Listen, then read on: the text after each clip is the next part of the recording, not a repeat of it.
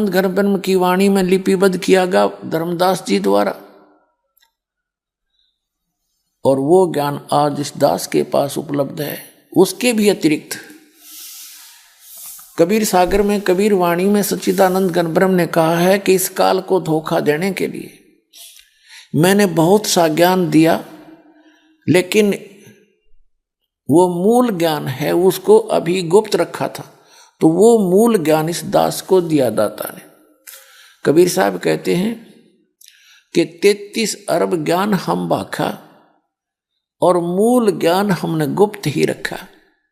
और धर्मदास जी से कहा था, मूल ज्ञान तुम तब तक छुपाई जब तक द्वादश पंथ ना मिट जाए। तो वो मूल ज्ञान परमात्मा ने जो 33 अरब वाणी बोलकर भी गुप्त रखा था, वो इस दास को दिया। तो वो कंप्लीट स्पिरिचुअल नॉलेज इस दास को कबीर भगवान ने प्रदान किया।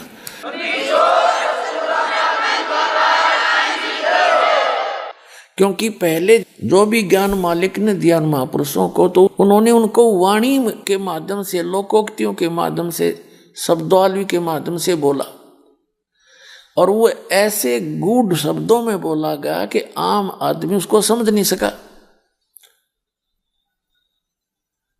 तो वो भेद, वो रहस्य छुपा रहा। अब इस दास पे कृपा करी, उन सदग्रंथों के उन गूढ़ रहस्यों को, जैसे वेदों के मंत्र, गीता जी के श्लोक और कुरान शरीफ की आयत, इस दास के अतिरिक्त ना तो मुसलमानों की समझ में आई, ना हिंदू सनातन धर्म के व्यक्तियों के समझ में आई, आचार्य और शंकराचार्य और मंडलेश्वर गुरुओं के नहीं समझ में आई, और ना ही कुरान शरीफ की आयत इन मुल्ला और काजियों के समझ में आई।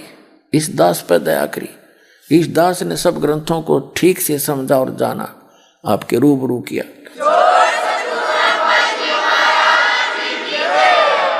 अब ये उल्टा लटका हुआ संसार रूपी वृक्ष, इसकी जो डिटेल है 15वें अध्याय के श्रीमद् भगवत गीता के अध्याय नंबर 15 श्लोक नंबर 16 और 17 में कंसेप्ट क्लियर हो जाएगा। देखिएगा, श्रीमद् भगवत गीता और ये श्लोक नंबर 16 और अध्याय नंबर ये 15, इसका अनुवाद यहाँ किया है कि वैसे ये श्लोक यहाँ से देखिए, संस्कृत अच्छी तरह समझ में आओगी। दिवौ इमौ पुरुषौ लोके, इस लोक में दो पुरुष हैं, दो परमात्मा हैं, एक सरपुरुष एक अक्षर पुरुष। इस पुरुष को हम यहाँ दोनों जगह लगा देंगे, सरपुरुष और अक्षर पुरुष। और इसी प्रकार नासवान, सर का अर्थ होता नासवान, अक्षर होता विनाशी। सर्वाणी भूतानि कटुष्ट अक्षर उच्यते। इसका अर्थ ये बनता है कि इस लोक में, मिट्टी वाले पृथ्वी वाले लोक में, जो नासवान स्थिति के लोक हैं अक्षर पुरुष और सरपुरुष के, इसमें दो पुरुष हैं इस लोक में, सरपुरुष और अक्षर पुरुष। और इसी प्रकार इनके अंतर्गत जितने भी प्राणी हैं, भूतानी माने प्राणी, वो तो नासवान है, और जीवात्मा किसी की मरती है नहीं, ये तो अंडरस्टूड, अगर देखी भी ना मरती। यहां अनुवाद किया इन्होंने, देखिएगा। इस संसार में सर माने नासवान और अक्षर माने अविनाशी भी दो प्रकार के पुरुष माने परमात्मा कहे हैं, दो परमात्मा पुरुष कहे हैं। और संपूर्ण प्राणियों के शरीर तो नासवान है और जीवात्मा को अविनाशी कहा जाता है। फिर यहाँ कहा कि उत्तम पुरुष है तू अन्य, उत्तम पुरुष है तू अन्य परमात्मा इति उदाहरते। उत्तम पुरुष तो इन दोनों से अन्य है, सरपुरुष से और अक्षर पुरुष से। उत्तम पुरुष है तू अन्य परमात्मा इति उदाहरते। ये लोग धर्म जो तीनों लोकों में प्रवेश करके अवश्य विभर्ति अवैश्वर है, जो तीनों लोकों में प्रवेश करके सबका धारण पोषण करता है, वो है अविनाशी परमात्मा। वास्तव में अपने आत्माओं, जैसे ये सरपुरुष है, ये तो सीधा ही अंडरस्टूड है, नासवान है। और अक्षर पुरुष, इसको अविनाशी क्यों कहा? अविनाशी पुरुष तो इसका मतलब नाश नहीं होना चाहिए इसका, लेकिन इसको डिफाइन करने के लिए, इसको डिफीड करने के लिए, इसको फेल करने के लिए आगे कहा है कि उत्तम पुरुष है तू अन्य। इन दोनों से और है पुरुषोत्तम यानी श्रेष्ठ भगवान, और जिसको परमात्मा कहा जाता है वही तीनों लोकों में प्रवेश करके सबका धारण पोषण करता है, वो है अविनाशी परमात्मा। अब जैसे ये देखिएगा उल्टा लटका हुआ संसार रूपी वृक्ष, ये तो है परम अक्षर पुरुष। उत्तम पुरुष है तो अन्य वो ये है, उत्तम पुरुष तो अन्य, और इसके तीन लोक हैं। जैसे ये तो गुप्त हैं, ऊपर के लोक हैं, और ये अक्षर पुरुष के ये सर पुरुष का लोक है, और इसी के फिर आगे इस सर पुरुष का ये व्यवस्था है। तो ये अक्षर पुरुष है, ये सर पुरुष है, और ये तीनों गुण रूपी शाखा है। ये तो बहुत नीच आगे चल के भगवान है, स्वामी है। अब ये यहाँ से पौधे को यानी पेड़ को खुराक आहार पालन पोषण कहाँ से होता है? मूल से होता है, जड़ों से होता है। तो जड़ रूपी वो परम अक्षर ब्रह्म है, वो तो उत्तम पुरुष है तो अन्य, ये है वो परमात्मा। ऊर्ध्व मूलम अधः शाखम, नीचे को शाखा वाला, ये संसार रूपी वृक्ष है। अब गीता ज्ञान दाता ने और बताया को नहीं, ऊपर न जड़ नीचे न तीनों और शाखा है। अब परमात्मा ने बताया कि अक्षर पुरुष एक पेड़ है, ये अक्षर पुरुष तना है, और सरपुरुष वाकी डार, और तीनों देवा शाखा हैं, ये पात रूप संसार। लेकिन ये गुप्त है, ये दास बताने के लिए भेजा है कि ये कौन है। परमात्मा को तो पता ही था, लेकिन स्वयं अपने आप को कहे तो नहीं सच्चा हो, तो इसके लिए एक मीडिएटर की जरूरत पड़ती है। ये दास मीडिएटर बना है आप और भगवान के बीच में, आपको परमात्मा समझाने के लिए।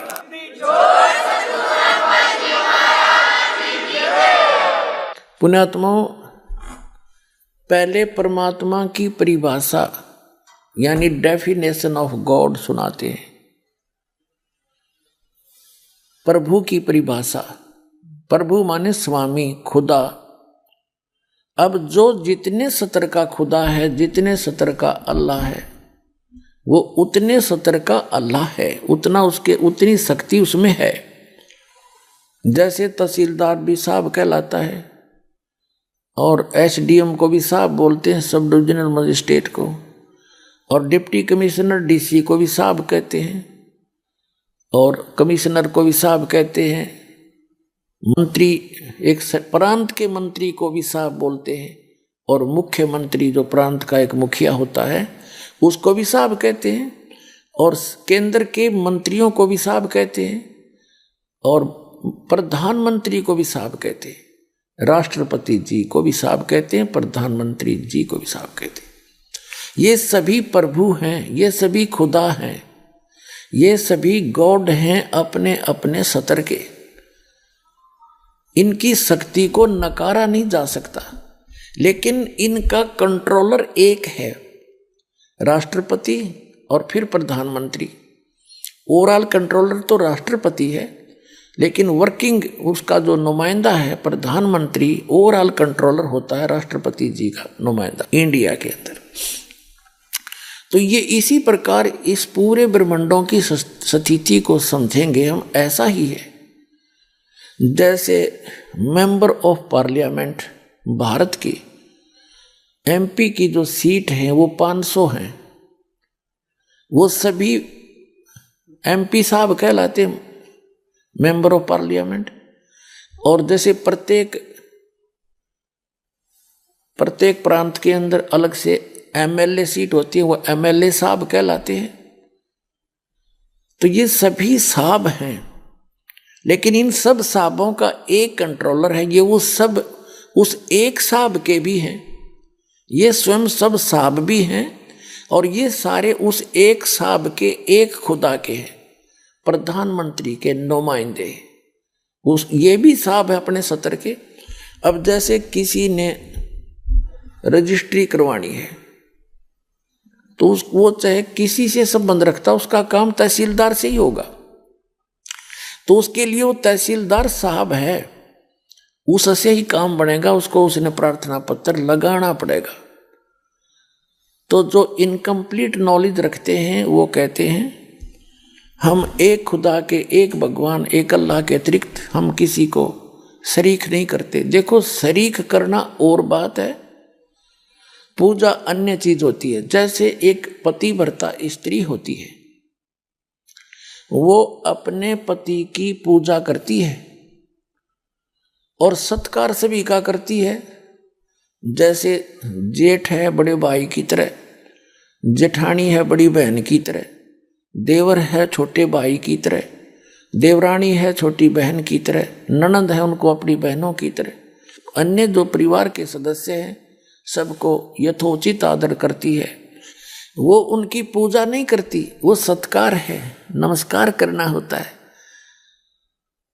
और जैसे एक ज्वाइंट फैमिली में रहती है जब तक वो पतिव्रता लड़की, तो सभी से प्यार से रहती है, सबको यथोचित आदर करती है। और जब वो अलग हो जाते हैं तो उस समय उसके हिस्से में उस परिवार का जो भी वस्तु आती है, सामान आता है, उसको सबको उठा के अपने पति के साथ अपने पति के उस कमरे में, मकान में जो उसके हिस्से में आया उसमें जाकर रख लेगी। उसमें वो किसी के साथ लाज नहीं करे और किसी में आस्था नहीं रखती, क्योंकि वो पूजा ही उसकी करती थी। जब उनसे भिन्न हुई तो वो उसकी पूजा कर रही थी, उसके साथ चली गई।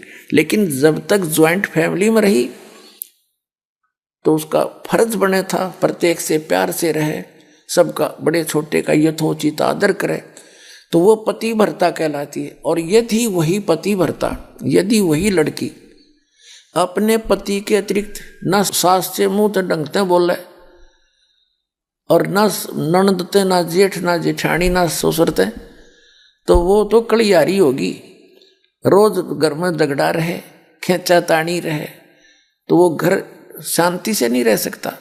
तो जो व्यक्ति ये कहते हैं कि हम खुदा के अतिरिक्त किसी को भी शीश नहीं नमन नहीं करते, ये उनकी भूल है। नमस्कार करना ये पूजा नहीं है, ये तो एक आदर करना है, बड़े छोटे का सत्कार करना है, झुक कर प्रणाम करे उनको, तो ये पूजा नहीं है। पूजा तो आत्मा से जिसको चाहते हो उसकी पूजा है, और बाकी सब क्रियाएं हैं ये करनी पड़ती है। जैसे हमने जल निकालना है, जल प्राप्ति के लिए हम पूजा जल की करते हैं। और जल कहाँ है? जमीन में। जमीन से जल प्राप्ति करने के लिए हमारा पूज्य तो है जल, वाटर, और लेकिन हम उसके लिए जो भी प्रोसेस अपनाते हैं, प्रोसीजर, और जो भी उसके उपकरण प्रयोग करते हैं, हम उनकी पूजा नहीं करते, उन क्षेत्र हम क्रिया करते हैं उस पूज्य वस्तु को पाने के लिए।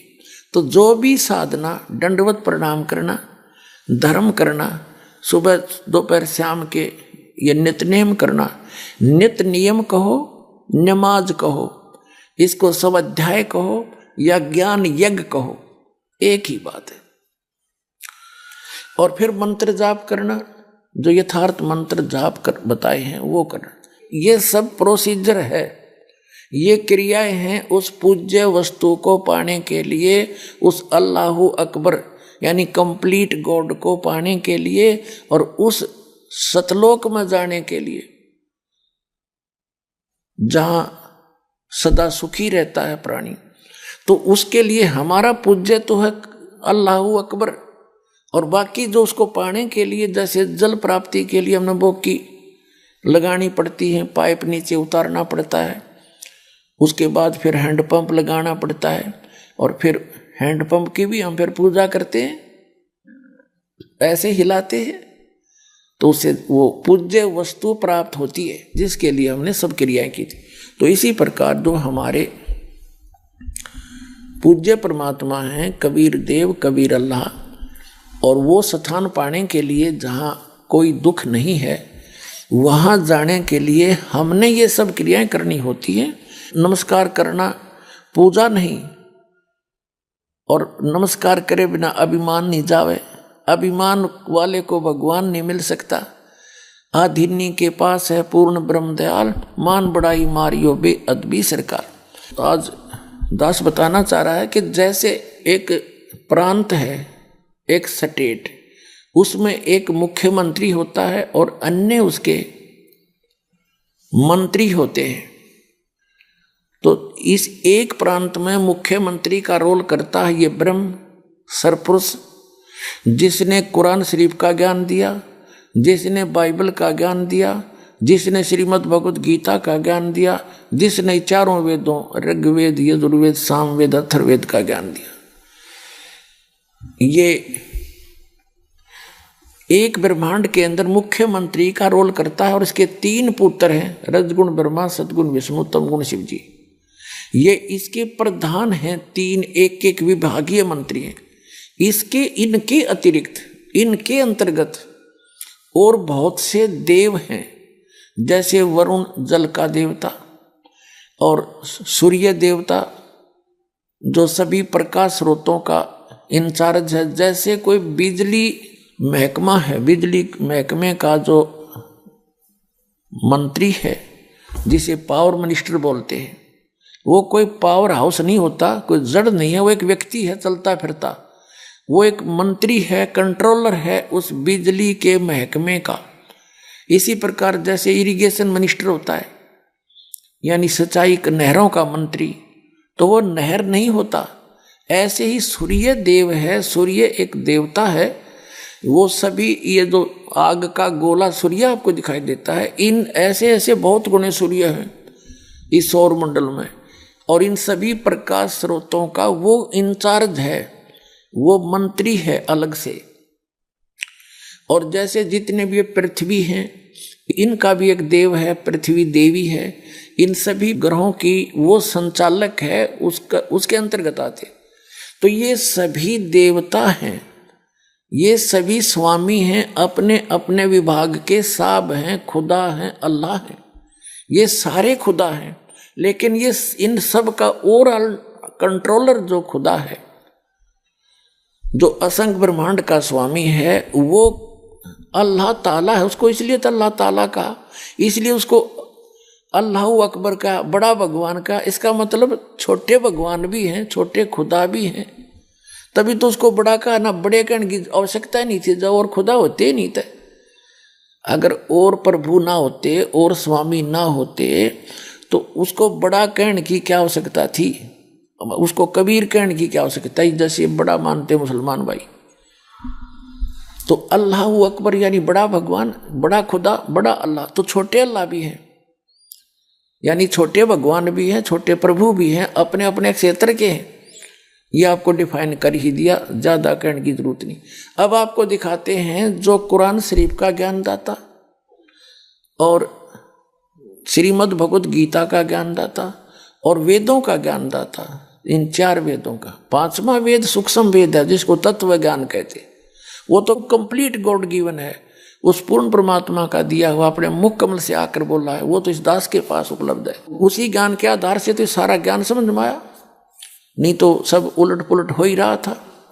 तो ये कितना परमात्मा है, कितना स्वामी है जो कुरान शरीफ का ज्ञानदाता और बाइबल का ज्ञानदाता। यानी बाइबल के अंदर 3 बुक, होली बुक इकट्ठी जल्द हैं। नंबर 1 तौरात, नंबर 2 जबूर, नंबर 3 इंजिल। उन तीनों का संग्रह बाइबल कहलाता है। तो उनका ज्ञानदाता भी ये ब्रह्म है, कुरान शरीफ का ज्ञानदाता भी ये ब्रह्म है, और श्रीमद् भगवत गीता का ज्ञानदाता भी ब्रह्म है, और इन 4 वेदों का ज्ञानदाता भी ब्रह्म है। और परम अक्षर ब्रह्म ने आकर के वो मूल ज्ञान दिया है, जिसमें और आल ज्ञान है, और ज्ञान सब ज्ञानड़ी, वो कबीर ज्ञान सो ज्ञान, और जैसे गोला तोब कायम करता चला मैदान, वो ज्ञान है परमात्मा का दिया हुआ। अब आपको दिखाते हैं वो कितना भगवान है, ये जिसको मुसलमान भाई अपना अल्लाह ताला मानते हैं, जिसने कुरान शरीफ का ज्ञान दिया, उसको वे अपना खुदा मानते हैं, और गलती से उसको वो अल्लाह अकबर भी कहते हैं। जबकि सूरत फुरकानी, कुरान शरीफ के अंदर सूरत फुरकानी 25 और आयत नंबर 52 से 59 में वो कुरान शरीफ का ज्ञानदाता जो मुसलमान भाई जिसको अपना अल्लाह मानते हैं, वो तो खुद कह रहा है कि वो तो कबीर है, वो तो अल्लाह बड़ा है, जिसने 6 दिन में सृष्टि रची और 7वें दिन तख्त पर जा बैठा। उसका ज्ञान किसी बाखबर से पूछ लो, उसने जब पल्ला झाड़ दिया वो तो जानता है नहीं उस अल्लाह अकबर के बारे में, उस बड़े भगवान के बारे में तो वो जानता है नहीं। जिसने 6 दिन में सृष्टि रची 7वें दिन तक तो जा बैठा, उसके विषय में ये दास जानता है और ये भेजा है बताने के लिए। अब अपना कल्याण करवा लो अग्रम अग्रम छोड़ के।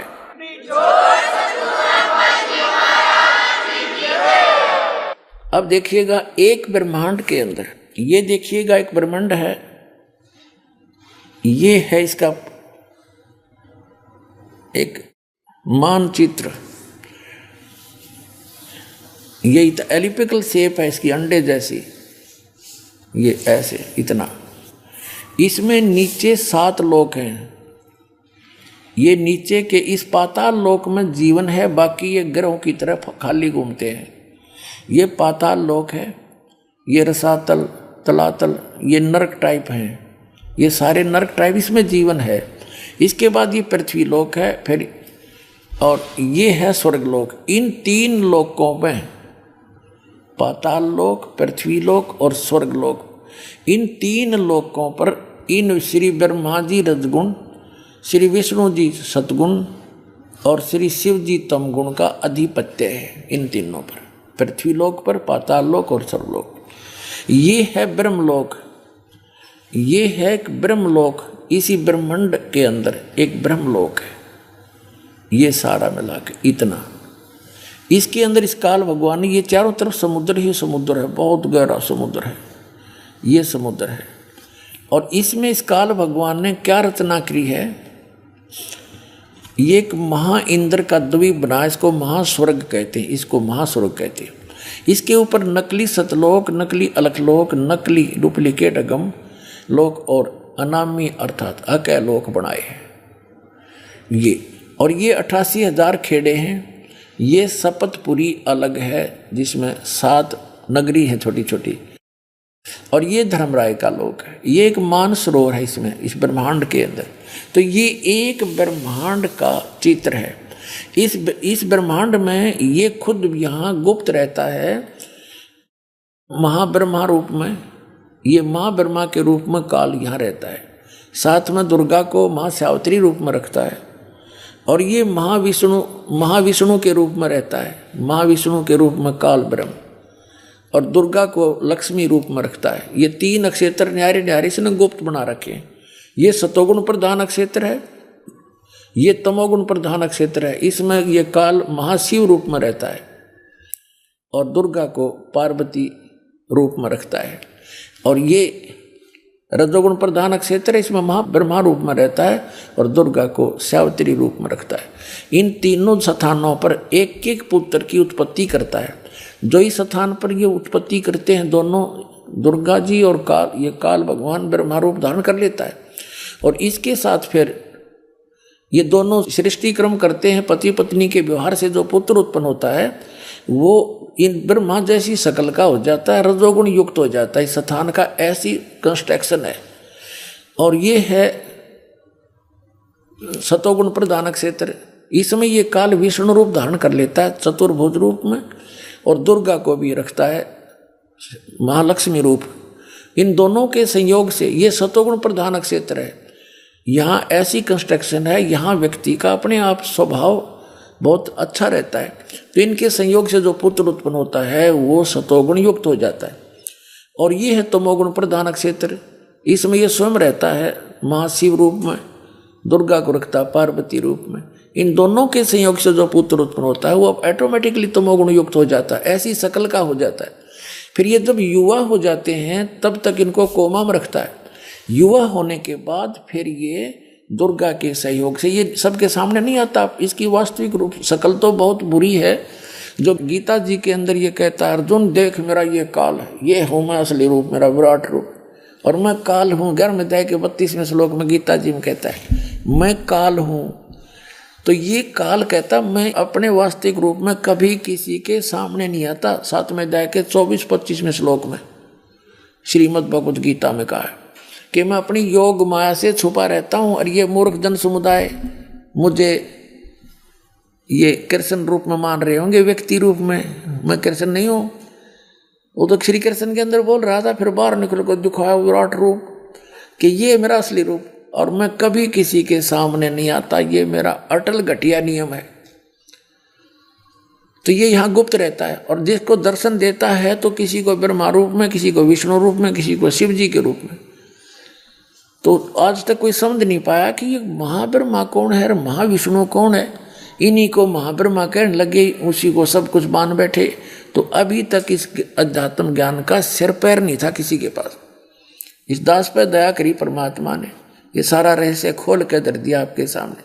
बुद्धिमान समाज है, आओ और शरण अपना ज्ञान ग्रहण करो, कल्याण करवाओ और समझो इस ज्ञान को अच्छी तरह। अब ये एक ब्रह्मांड है, ये है एक ब्रह्मांड, ये सारा एक ब्रह्मांड है। और इसमें ये जो काल भगवान है, ये एक मुख्यमंत्री का रोल करता है, और इसके 3 मंत्री ये हैं। ये तो प्रधानमंत्री समझो, यानी मेन तो ये 3 है। इसके अंतर्गत फिर और 33 करोड़, जैसे एक मुसलमान भाई है डॉक्टर जाकिर नाइक, वो क्या तर्क देता है कि मुसलमान तो मानते हैं सब कुछ खुदा का है, और वो कहता है अधिकतर हिंदू मानते हैं कि जैसे ये सूरज खुदा है और आग खुदा है, पहाड़ खुदा है, मूर्ति खुदा है, सांप खुदा है, यानी ये सब को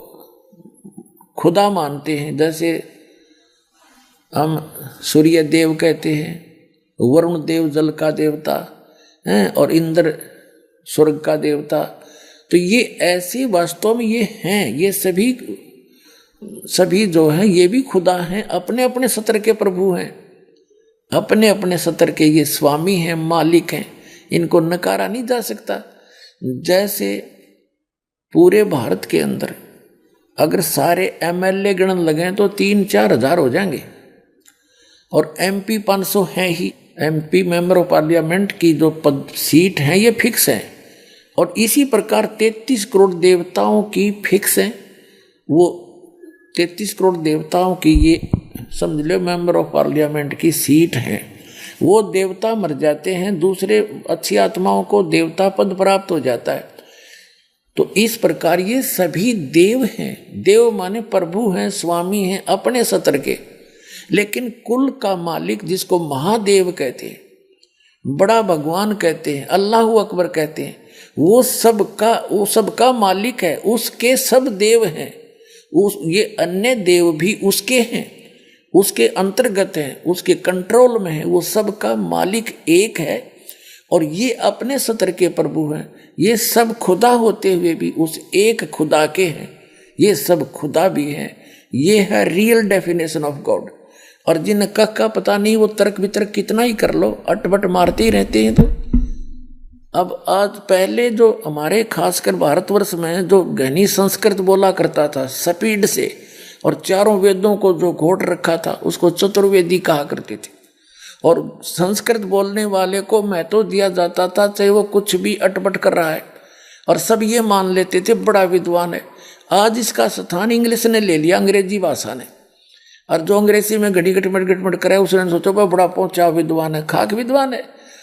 एक भाषा का काम अपने विचारों को दूसरे तक पहुंचाना है, वो सिंपल हो, क्षेत्रीय हो, चाहे अरबी हो, चाहे पंजाबी हो, चाहे गुजराती या मराठी हो या हिंदी हो, अपनी लोकल मातृभाषा हो। वो ज्ञान खरा होना चाहिए ताकि सामने वाला समझ सके। हमारी बुद्धि काम करना बंद कर जाती है क्योंकि हमने ज्ञान नहीं। तो इस ज्ञान से समझ में होगा कि हम किसको के मान बैठे। अब पूर्ण परमात्मा की परिभाषा आपको समझाई जा रही है, यानी पूरे ब्रह्मांड की सतीथि बता रहे हैं, असंख्य ब्रह्मांडों की।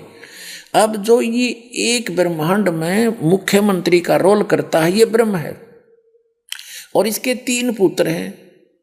ये मुख्य कंट्रोलर हैं इन 3 लोकों के, पृथ्वी लोक, और एक विभाग के मंत्री हैं, पृथ्वी लोक, स्वर्गलोक और नीचे पाताल लोक के। यही तीनों इसके अंतर्गत आते हैं ब्रह्म के। और इस ब्रह्म का कितना क्षेत्र है ये देखिएगा।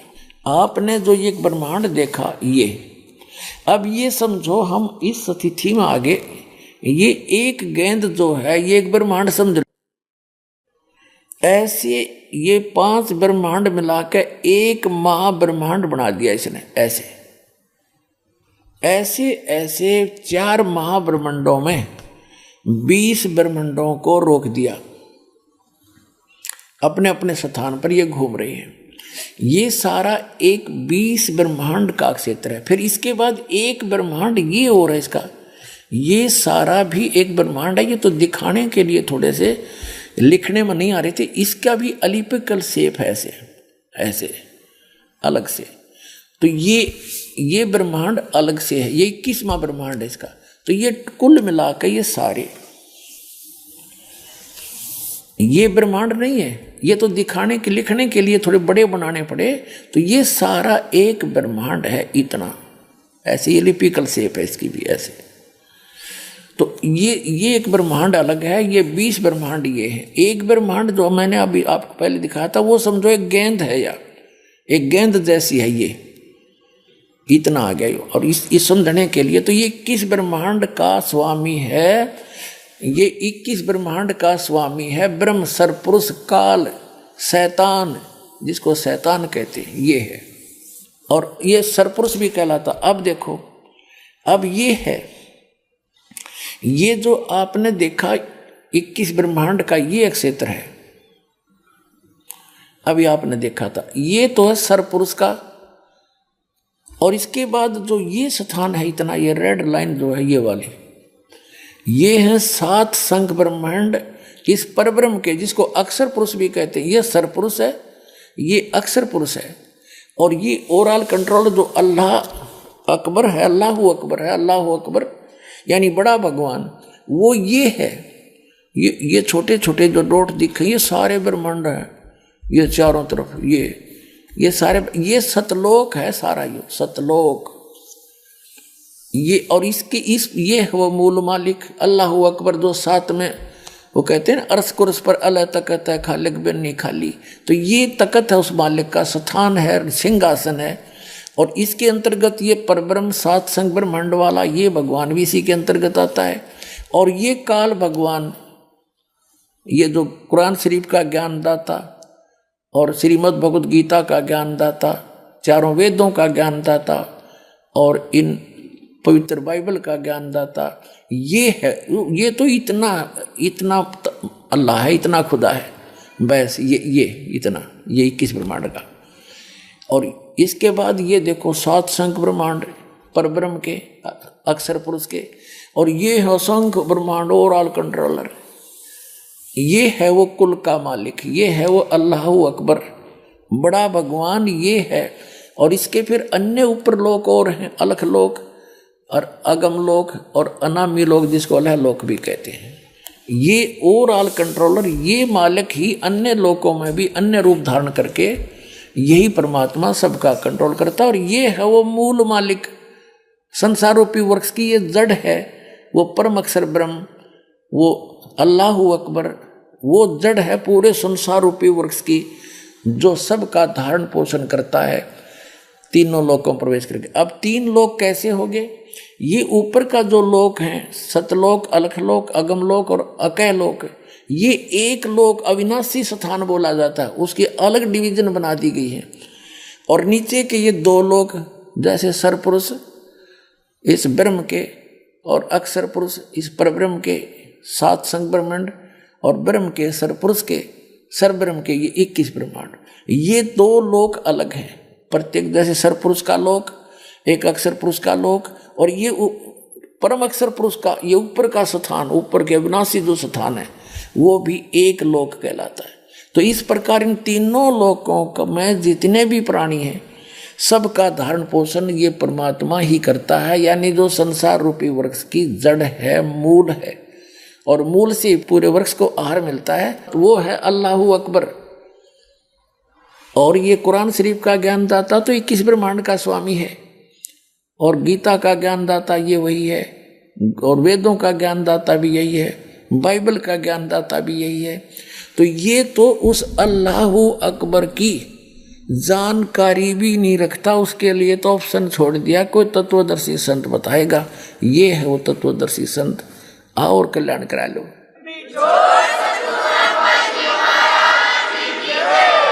पुण्यात्माओं, इनकम्प्लीट जो नॉलेज रखते हैं उसके विषय में कहा है कि little knowledge is the dangerous thing, नीम हकीम खतराए जान। अभी तक जिन भगवानों को भगवान मान के इस पृथ्वी के जितने भी मानव हैं अपना कल्याण चाहते थे, ये खुद लिटल नॉलेज रखता है। इसने तो ऑप्शन छोड़ दिया कि उसके बारे में किसी बाखबर से पूछ लो। तो इन सदग्रंथों में वर्णित विधि से उस अल्लाहु अकबर की यानी कंप्लीट गॉड की अक्षर पुरुष की प्राप्ति हो ही नहीं सकती, उसकी भक्ति ही नहीं है। ये तो अल्लाहु अकबर मान के और इस गीता ज्ञानदाता, वेद ज्ञानदाता, कुरान शरीफ के ज्ञानदाता, बाइबल के ज्ञानदाता की पूजा कर रहे हैं। जो अन्य देवता है, अन्य प्रभु है, अन्य स्वामी है, वो कुल मालिक नहीं है, वो अल्लाह ताला नहीं है, वो कंप्लीट गॉड नहीं है। उस कंप्लीट गॉड की जानकारी इस दास के पास है।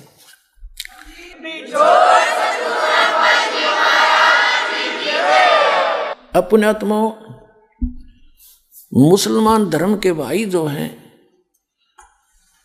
वो कुरान शरीफ को ठीक से ना समझकर उन्होंने क्या विधान बना रखा है, ठीक से ना समझकर उसके श्लोकों को, मंत्रों को, आयतों को उन्होंने ये फाइनल कर दिया है कि कुरान शरीफ का ज्ञान दाता जिसको ये अपना अल्लाह ताला मानते हैं वो क्या कहता है। उन्होंने कैसा विधान जान लिया कि ऐसा कहा गया है। इन्होंने क्या मान रखा कि पुनर्जन्म नहीं होता, पुनर्जन्म नहीं होता। तो पूरे इस संसार की वो कैसे डेफिनेशन बनाते हैं, बताते हैं। वो क्या बताते हैं, पुनर्जन्म नहीं होता, उसके लिए वो क्या पली देते हैं, वो क्या तर्क देते हैं। वो क्या पली देते हैं कि परमात्मा सबको जन्म दे रहा है, पैदा कर रहा है। वो क्या मानते हैं कि सबसे पहले बाबा आदम को उत्पन्न किया और उसी की हड्डी निकालकर उसकी पत्नी हव्वा बनाए। उससे फिर वो कहते हैं सब मनुष्य उत्पन्न हुए। और ये मुसलमान भाई भी बाबा आदम को अपना प्रथम पुरुष मानते हैं। और ये भी मानते हैं कि जो कुरान शरीफ का ज्ञान दाता है वो खुद कहता है, कुरान शरीफ में बोला है उसने कि पहले की जो बुक थी, पहले की होली बुक तौरात, जबूर और इंजिल मैंने ही उन नबियों पर नाजिल की थी, उतारी थी, उनको दिया था वो ज्ञान। ठीक। और ये भी कहते हैं मुसलमान भाई कि कुरान शरीफ अकेले मुसलमानों के लिए नहीं, सभी प्राणियों के लिए, संसार के सभी मानवों के लिए। तो इसका मतलब जो पहले थे उन पर भी लागू और आगे भी लागू होगा ये। ठीक। अब पुनर्जन्म के बारे में वो नहीं मानते। वो क्या कहते हैं कि एक बार आप पैदा हो गए, आपकी मृत्यु जैसी भी उस भगवान ने निर्धारित कर रखी है वो हो जाएगी। उसके बाद आप कब्रों में दबा दिए जाओगे। ठीक। और जब कयामत आवेगी, यानी कयामत माने महाप्रलय होगी, पृथ्वी भी नहीं रहेगी, सारा कुछ नाश हो जाएगा, आकाश भी नहीं रहेगा। उस समय आप सभी को उन कब्रों से निकाला जाएगा और फिर जीवित किया जाएगा। जिन्होंने कुरान शरीफ के ज्ञानदाता की आज्ञा का पालन किया और उसके अनुसार भक्ति साधना उपासना करते रहे, वो तो जाएंगे जन्नत में। और जिन्होंने आज्ञा का पालन नहीं किया, जो विमुख रहे और बकवाद करते रहे, वो जाएंगे नरक में। स्वर्ग को कहते हैं वो जन्नत यानी बहिश्त, और नरक को कहते हैं दोजख।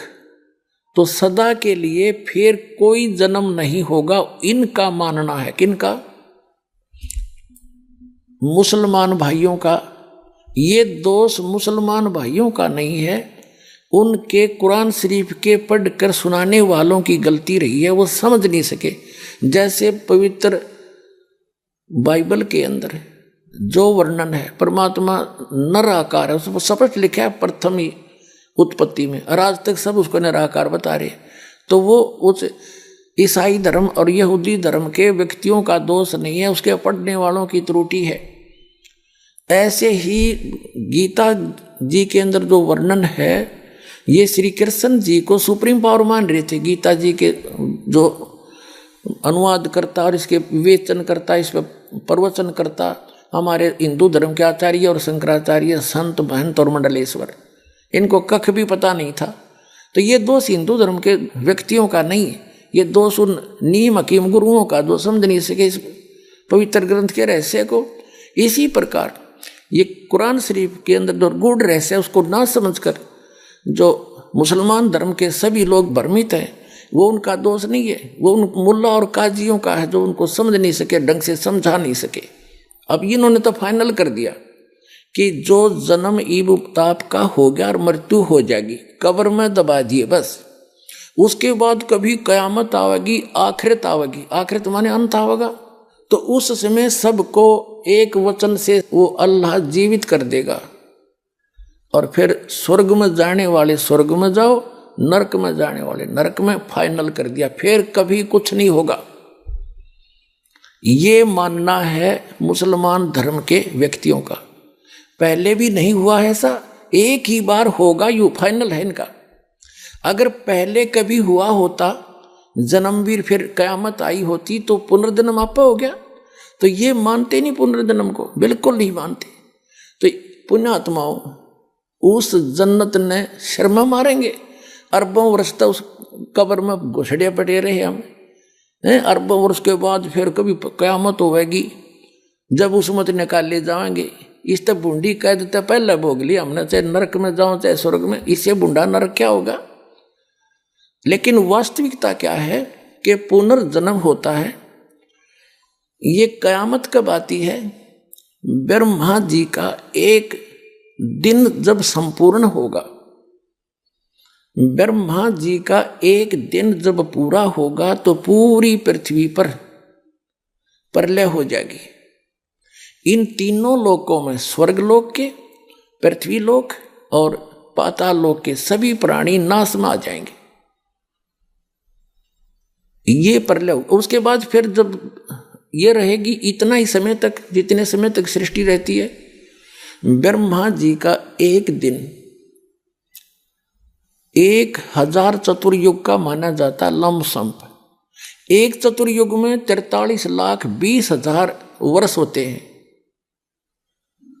सतयुग, त्रेता, द्वापर कुल मिलाकर ये चतुर्युग कहलाता है। इसमें 43,20,000 वर्ष होते एक चतुर्युग में। 1000 से गुणा कर दो, 4,32,00,00,000 वर्ष तक यह सृष्टि रहेगी स्वर्गलोक, पृथ्वीलोक और पाताल लोक पर। फिर तीनों लोकों के सब प्राणी नष्ट हो जाएंगे, इस पर जल हो जाएगा। इसको कयामत कहते हैं। जब इतना ही समय रात्रि का बीत जाएगा ब्रह्मा जी का, इन पर पुनः फिर से स्टार्ट होगी ऐसे सृष्टि। ये एक कर्म है, और जन्म मृत्यु तब तक बनी रहेगी जब तक पूर्ण परमात्मा की भक्ति नहीं करेंगे। तो वहाँ सतलोक में चले जाएंगे। ये जो दास आपको भक्ति देगा, उससे आपका जन्म और मरण सदा के लिए समाप्त होगा। वहाँ नरक नहीं है, वह जन्नत है। वहाँ कोई दोजख की आंच नहीं है। वो व्यक्ति वही जाएंगे जो यहाँ इस दास के द्वारा बताई इस भक्ति से परिपूर्ण हो जाएंगे, बुराइयों से बचे रहेंगे और मर्यादा में रहेंगे, वो उस स्थान पर जाएंगे। तो जन्म मरण होता है, और कुरान शरीफ भी जन्म मरण का प्रत्यक्ष प्रमाण देती है। पहले तो आप जी ने ये समझना पड़ेगा कि कुरान शरीफ के पढ़ने वाले आज तक नहीं समझ सके। कुरान शरीफ में सूरत फुरकानी 25 आयत नंबर 52 से 59 यदि इन्होंने समझा होता तो कुरान शरीफ के ज्ञानदाता को ये अल्लाहू अकबर नहीं कहते, क्योंकि वो तो खुद कह रहे हैं अल्लाहू अकबर की जानकारी तो कुरान शरीफ का ज्ञानदाता रखता ही नहीं। एक बार आपको रूबरू करते हैं। ये देखिएगा पवित्र कुरान शरीफ, ये है कुरान शरीफ यह वह इलामी किताब है जिसमें कोई संदेह की गुंजाइश नहीं। ये कहते हैं कि इसमें जो लिखा फाइनल है हमारे लिए, कुरान शरीफ। और ये है सह अनुवाद सटीपन। इसका अर्थ है सह अनुवाद सटीपन शास्त्रीय अरबी पद्धति पर नागरी लिपि में रूपांतरकार है नंद कुमार अवस्थी, शेरवानी संस्करण। अब आगे देखते हैं। ये वही है जो का तो जो टाइटल पेज पर था, जिल्द पर था, ये देखिएगा। शेरवानी संस्करण है, प्रकाशक लखनऊ, किताबघर, मौसम बाग, सीतापुर रोड, लखनऊ से। और ये आज का अनुवाद नहीं है, 1969 से चल रहा है ये 17वां संस्करण 2008 ईस्वी में। कॉपीराइट सर्वाधिकार सुरक्षित है। Lucknow Kitabghar, opposite bright Motors, मौसम बाग, सीतापुर रोड, लखनऊ पर। ये उनके फ़ोन नंबर है। ये प्रथम संस्करण 1969 में छपा था। ये हिसाब ला लो, लगभग 44 वर्ष हो गए। और 17वां संस्करण ये अब छपा है। मुद्रक हैं गॉस्पेल प्रेस, लखनऊ। अब हम आपको दिखाते हैं। ये है कुरान शरीफ, सूरत फुरकानी और 25, 604 पृष्ठ पे। यहाँ दिए नीचे ये 51 आयत यहाँ समाप्त होती है। ये 52वीं शुरू होती है। फलात उतियल काफिरन व जाहिदुम बिही जिहादन कबीरन। ये कबीर शब्द है। जैसे संस्कृत में मैं हलंत वाला एक्स्ट्रा लगाते हैं तो ये कबीर शब्द है, कबीर। ये 52वीं आयत में। और इनका अनुवाद भी इन्होंने यहाँ कर दिया। ये तो अरबी भाषा में लिपि नागरी लिखी है। ये 51वीं आयत समाप्त हुई, 52वीं प्रारंभ होती है। कुरान शरीफ का ज्ञानदाता अपने नबी, अपने पैगंबर हजरत मोहम्मद को हिदायत दे रहा है, इंस्ट्रक्शन दे रहा है कि सुनो। तो ए पैगंबर, तुम काफिरों का कहा न मानना और इस कुरान की दलीलों से, या मैं जो तुझे कह रहा हूं उनका सामना बड़े जोर से करो। ये कबीर का अर्थ इन्होंने बड़ा कर दिया। हाँ, ये जिहाद का अर्थ लड़ना नहीं होता। ये जिहाद जो है लठ बजाना नहीं, यानी उनकी बातों में नहीं आना। कुरान शरीफ का ज्ञानदाता कहता है कि इन काफिर नहीं मानते कि कबीर वो बड़ा भगवान है कोई। तुम तो ये पैगंबर, तुम काफिरों का कहा न मानना और इस कुरान शरीफ की दलीलों से उनका सामना बड़े जोर से करो। इन्होंने कबीर का अर्थ बड़ा कर दिया। इसका अर्थ वास्तव में ये बनता है कि कुरान शरीफ का ज्ञानदाता कह रहा है कि जो ये काफिर लोग हैं ये नहीं मानते कि कोई बड़ा और भगवान है। इनके शब्दों में तो कुरान शरीफ का ज्ञानदाता हजरत मोहम्मद से कह रहे हैं कि तय भी इनकी बातों में ना आना, इनके साथ संघर्ष करना, लड़ना नहीं, संघर्ष करना। इनकी बात तू ना मानना अगर तेरी ना मान्यत है, यानी आपकी बातों को ये काफिर नहीं मानने कि कबीर नामक सुप्रीम पावर है, वो अल्लाह ताला है, तो तू इनकी बातों में आकर के अपने इस यथार्थ ज्ञान को भूल ना जाना, छोड़ना नहीं। अब क्या बताया है देखो। तो ए पैगंबर यानी हजरत मोहम्मद कुरान शरीफ का ज्ञानदाता कह रहा है तो काफिरों का कहा न मानना और इस कुरान की दलीलों से, यानी मैं तुझे जो संदेश दे रहा हूँ इससे उनका सामना बड़े जोर से करो। इसका अर्थ यह है कि कबीर के लिए तू संघर्ष कर, उनकी बात ना मानना, तो सच्ची मान लेना। अब आगे बताया, इसका क्लियर हुआ। देखिए अब ये आपने 52 आयत पढ़ ली। अब 53 में कुरान शरीफ का ज्ञानदाता कहता ये कबीर जो बड़ा भगवान है वो वही है जिसने 6 दिन में सृष्टि रची और 7वें दिन तख्त पर जा बैठा, और जिसने सारी सृष्टि रची, ससुराल वाले बनाए, बहू बेटी बनाई, सब मनुष्य पैदा किए, पृथ्वी और आसमान के बीच में जो भी कंस्ट्रक्शन है, रचना है, उसने ही की। तो कुरान शरीफ का ज्ञानदाता तो रचनार भी कौन ही, ये तो कोई और बता रहा है कि वो है सारी सृष्टि का रचने वाला और वो अल्लाह बड़ा है। वो 6 दिन में सृष्टि रचकर 7वें दिन तख्त पर जा बैठा, तो कुरान शरीफ का ज्ञानदाता वो अल्लाह बड़ा नहीं है। देखो अब हम 53 आयत पढ़ेंगे और वही है वो कबीर नामक अल्लाह, कबीर अल्लाह, बड़ा अल्लाह वही है जिसने 2 दरियाओं को मिला चलाया, एक का पानी मीठा प्यास बुझाने वाला और एक का खारी कड़वा, और दोनों में एक आड़ और मजबूत रोक बना दी। और वही है जिसने पानी की बूंद से आदमी को पैदा किया, फिर उसको साहिबे नसब यानी किसी का बेटा या बेटी और ससुराल वाला यानी किसी का दामाद बहू बनाया। और तुम्हारा परवरदिगार हर चीज करने पर शक्तिमान है। अब चम्मन आयत पढ़ लिया हमने। और काफिर अल्लाह के सिवा ऐसों को पूजते हैं जो न उनको नफा पहुंचा सकते और न उनको नुकसान पहुंचा सकते हैं। और काफिर तो अपने परवरदिगार से पीठ दिए हुए हैं, मुंह मोड़े हैं। और ए पैगंबर, हमने तुमको खुशखबरी सुनाने और सिर्फ अजाब से डराने के लिए भेजा है। अब देखो, विचार करो पुण्यात्माओं, जो हजरत मोहम्मद को पैगंबर बनाकर भेजने वाला है वो तो ज्ञान दे ही रहा है, और वो किसी अन्य अल्लाह ताला की जानकारी दे रहा है, अल्लाह अकबर की, बड़े भगवान की, अल्लाह कबीर की। तो कुरान शरीफ का ज्ञानदाता अल्लाह कबीर नहीं है।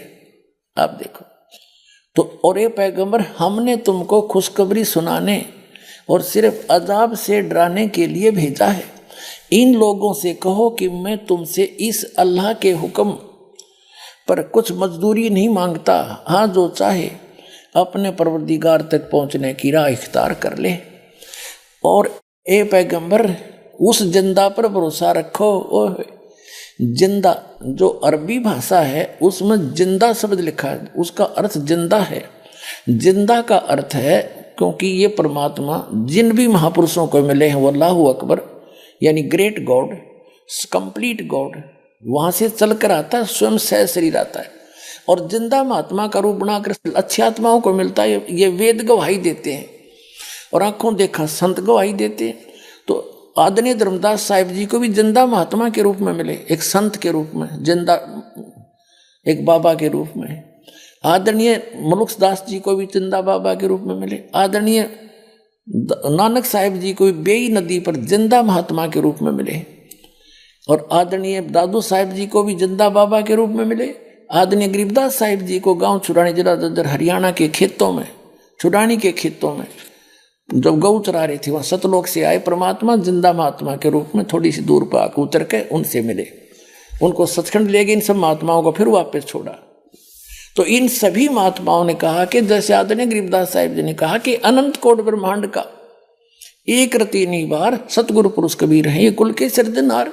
हम सुल्तानी नानक तारे दादू को उपदेश दिया, जात जुलाहा भेद नहीं पाया, वो काशी माए कबीर हुआ। तो जिसको भी वो मिले हैं जिंदा महात्मा के रूप में मिले, ऐसे ही हजरत मोहम्मद जी को मिले थे परमात्मा जिंदा महात्मा के रूप में। और हजरत मोहम्मद जी को यहाँ इस एक ब्रह्मांड के अंदर परमात्मा ने अपना मिनी सतलोक बना रखा है। जैसे प्रत्येक देश का, प्रत्येक देश में एक राजदूत भवन होता है, तो इसमें ले गए थे हजरत मोहम्मद को, वहाँ समझाने की चेष्टा की, पर नीचे इनके बहुत अनुयायी हो गए थे, यहाँ उनकी खूब प्रभुता हो गई थी। कब वो परमात्मा अल्लाह अकबर कहते, हम मोहम्मद को वहाँ ले गए उस सूक्ष्म वेद में, गॉड की अपने मुख से बोले हुए अमृत तत्व ज्ञान में परमात्मा ने, अल्लाह अकबर ने, कबीर भगवान ने बोला है, हम मोहम्मद को वहाँ ले गए, इच्छा रूपी वहाँ नहीं रहो। उल्ट मोहम्मद मैल पठाया, गुज बीरज एक कलमा लाया, रोजा बंग नमाज दई रे, बिस्मल की नहीं बात कही रे, मारी गऊ शब्द के तीरम, ऐसे होते मोहम्मद पीरम, और शब्द फिर जवाई, और उसका जीव रखा, मांस नहीं खाया उन्होंने। गऊ शब्द मारी हजरत मोहम्मद ने वचन से, अपनी सिद्धि से, और उसको वचन से जीवित कर दिया। कहते हैं फिर उस गाय को मांस नहीं खाया उन्होंने, उस जीव की रक्षा की उन्होंने। मारी गऊ शब्द के तीरम, ऐसे होते मोहम्मद पीरम, शब्द फिर जवाई, अंसा रखा, यानी जीव की रक्षा की, मारा नहीं, खत्म नहीं किया गाय को, और गोश्त नहीं बख्या, गोश्त मांस नहीं खाया, ऐसे पीर मोहम्मद भाई। तो ये कहते हैं कि जिंदा महात्मा के रूप में जो तुझे मिला था उस पर भरोसा रखना, वो पूर्ण परमात्मा है, वो अल्लाह अकबर है।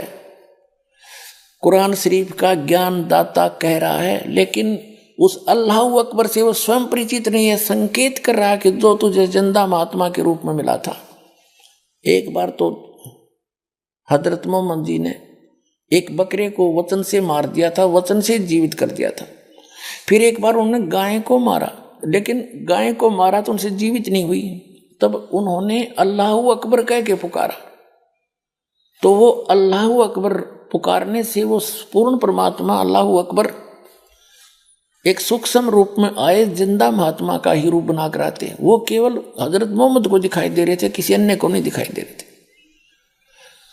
गौ मार तो दी थी एक बार हजरत मोहम्मद जी ने, फिर दोबारा जीवित ना हुई।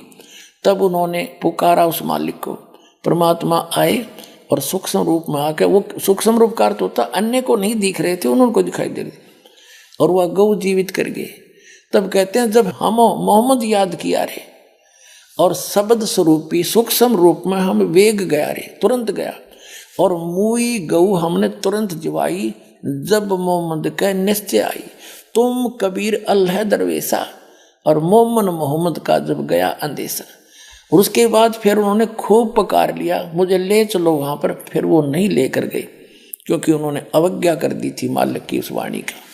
तो कहने का भाव ये है कि अब वो कह रहा है उस पूर्ण परमात्मा के डर से ये ज्ञान तो सत्य देते हैं, लेकिन अपना हाथ खड़ा कर देते हैं कि मैं उसके बारे में नहीं जानता, किसी और से पूछ लो।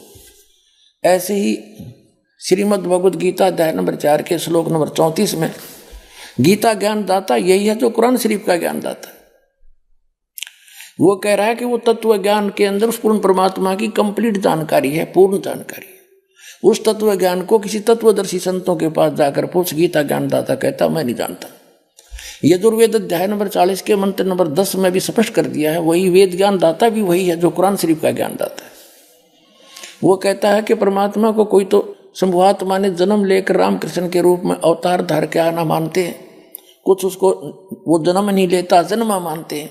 इसकी यथार्थ जानकारी वो कैसा है भगवान, वो धीरा नाम देंगे, तत्वदर्शी संत देंगे, उनसे पूछो।